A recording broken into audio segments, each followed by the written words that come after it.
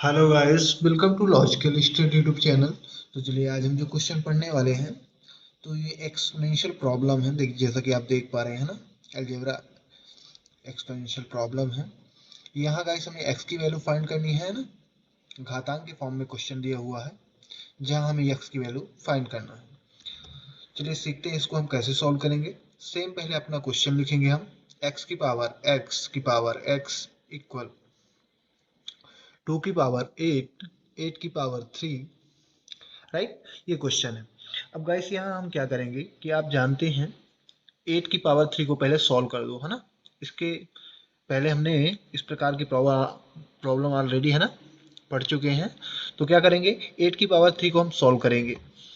8 की पावर 3 यानी 8 का 3 टाइम मल्टीप्लाई, तो 8 इंटू 8 और 8 का 3 टाइम मल्टीप्लाई क्या हो जाएगा 512, है ना। इसको आप यदि मल्टीप्लाई करोगे तो क्या आ जाएगा 512, यानी 8 की पावर 3 की जगह हम क्या लिख सकते हैं 512। तो x इक्वल 2 की पावर 512, 2 की पावर है ना 512, ठीक है ना। 8 की पावर 3 की जगह हमने ये सॉल्व कर लिया, है ना।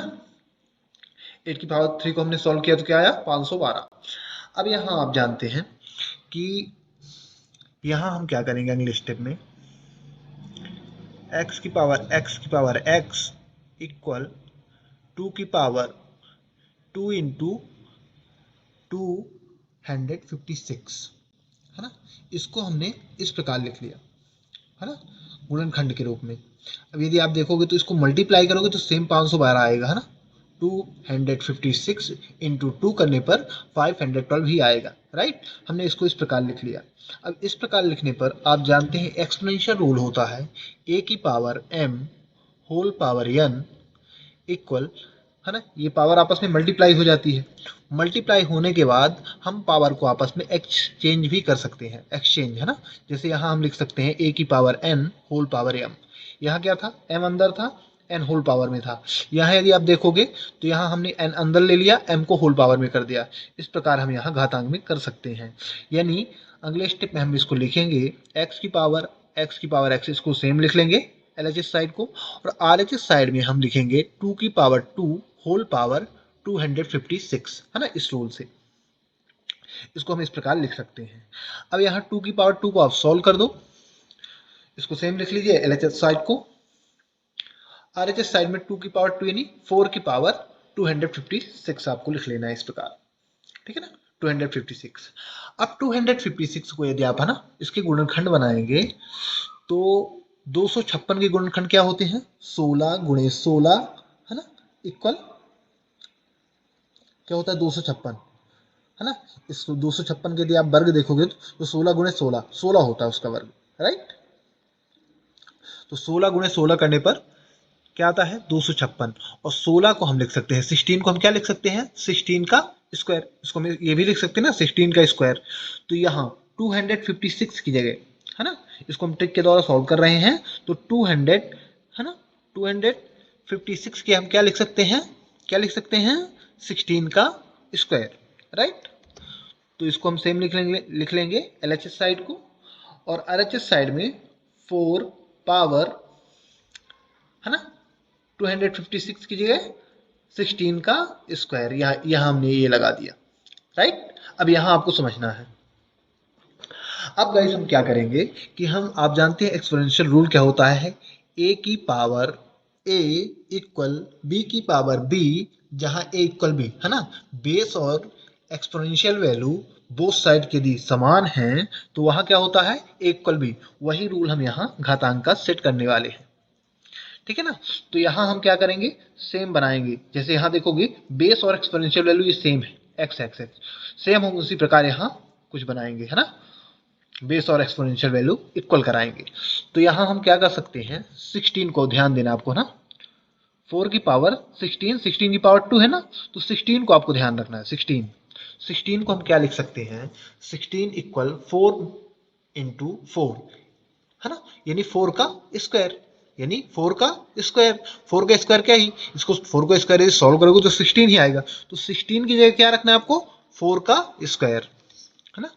तो यहाँ लिखेंगे हम एक्स की पावर एक्स इक्वल 4, है ना, ब्रैकेट 4 की पावर 2, 16 की जगह होल पावर क्या लगा देनी है, जो बाहर से ऑलरेडी 2 लगी हुई थी, 2 होल पावर सेम हमने लगा दी 2, ठीक है ना। 16 की जगह हमने क्या रखा है, 4 की पावर 2। अब यहाँ आप जानते हैं कि घातांक का नियम क्या कहता है ना, पावर का आपस में मल्टीप्लाई हो जाता है, पावर का आपस में मल्टीप्लाई, ए की power m whole power n, है ना, तो पावर का आपस में मल्टीप्लाई हुई, है ना, मल्टीप्लाई होकर क्या हो जाएगा, ए की पावर m इंटू n, यानी 2 से 2 का मल्टीप्लाई हो जाएगा पावर में आपस में यहाँ ऊपर। तो ये इसको हम लिख सकते हैं अगले स्टेप में, x की पावर x इक्वल 4 की पावर 2 इंटू 2, है ना, इनको हमने मल्टीप्लाई की फॉर्म में लिख दिया क्योंकि मल्टीप्लाई हो जाएंगे आपस में। अब अगले स्टेप में मल्टीप्लाई कर दो तो LHS को हम सेम लिख लेंगे इक्वल RHS साइड आ जाएगा 4 की पावर 4 टू 2 जा 4। अब यहाँ आप देख सकते हैं कि base exponential value LHS side में भी इक्वल है, बेस और एक्सपोनेंशियल वैल्यू RHS साइड में भी इक्वल आ रही है अब, राइट। तो हम कौन सा फॉर्मूला यहाँ पुट करेंगे, a की पावर a इक्वल b की power b equal a equal b, right. यानी x इक्वल हमारे पास क्या वैल्यू आ चुकी है, 4, x की बराबर क्या आ चुकी है, 4, यानी हमें जो x की वैल्यू फाइंड करनी थी वो मिल चुकी है। अब हम यहाँ वेरीफाई करेंगे कि जो हमने x की वैल्यू फाइंड की है वो सही है या गलत, है ना। सेम अपना क्वेश्चन लिखेंगे, x की पावर x इक्वल 2 की पावर 8 की पावर 3। सेम हम अपना पहले क्वेश्चन लिखेंगे। अब यहाँ गाइस x की जगह हमारे पास क्या रखेंगे, x की वैल्यू क्या आई है, 4, x की वैल्यू क्या आ चुकी है, 4, तो x की जगह 4 पुट करा, है ना, 4 को रखना है 4 की पावर 4, है ना, x की जगह हमने क्या किया, 4 पुट कर दिया इक्वल 2 की पावर 8 की पावर 3, ठीक है ना, इसको हमने सेम लिख लिया। अब इसको यदि 8 की पावर 3 को आप देखोगे तो हमने ऑलरेडी यहाँ सॉल्व किया है, 8 की पावर 3 इक्वल 512, है ना, 512। तो डायरेक्ट आप लिख सकते हैं अगले स्टेप में 4 की पावर 4, है ना। अब यहाँ एक बात और ध्यान देना है, हमने यहाँ 4 की पावर 4 को भी आप LHS साइड में देखोगे तो 4 की पावर 4 को भी सॉल्व करना है। तो 4 की पावर 4 यानी 4 का 4 टाइम मल्टीप्लाई करने पर क्या प्राप्त होगा, तो 4 का 4 टाइम मल्टीप्लाई करने पर 256 प्राप्त होगा, क्या प्राप्त होगा, 256 इक्वल 200, 8 की पावर 3 को हमने सॉल्व किया है ऑलरेडी, तो ये 2 की पावर 512 रख देना है आपको, राइट। अब यहाँ आप देखना है, यहाँ आप देखोगे तो 4 को 4 टाइम मल्टीप्लाई करने पर क्या आता है, 256, राइट, 256 आएगा। अब यहाँ आपको देखना है कि अभी भी हमारे LHS और RHS बराबर नहीं आ रहे, तो हमें यहाँ 4 को क्या लिख सकते हैं, 2 की पावर 2 होल पावर 256 सेम रखना है इसको, है ना, होल पावर को इक्वल 2 की पावर 512।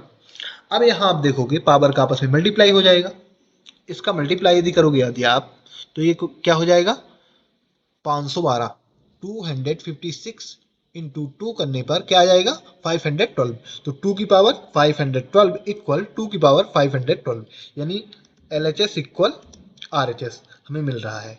और यदि शर्त क्या होता है, इसका रूल क्या होता है वेरिफिकेशन का, कि यदि हमारी x की वैल्यू सही है तो हमें जो हमने x की वैल्यू प्राप्त किया है उसको, है ना, यहाँ पुट कराने पर x की जगह जब हम सॉल्व करेंगे तो LHS और RHS इक्वल आना चाहिए, यदि नहीं आते तो गलत मानी जाती, और अभी आ रहे हमारे LHS और RHS इक्वल हो रहे हैं, यानी हमने जो x की वैल्यू फाइंड की है वो पूर्णतः सत्य है।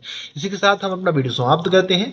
आशा करते हैं कि यदि आपको इसी प्रकार मैथ से रिलेटेड वीडियो देखना है तो आप हमारे चैनल को सब्सक्राइब करें, लाइक करें, जो भी आपके क्वेश्चन रहे कमेंट बॉक्स में कमेंट करें, उनके आंसर आपको प्रोवाइड करा दिए जाएंगे।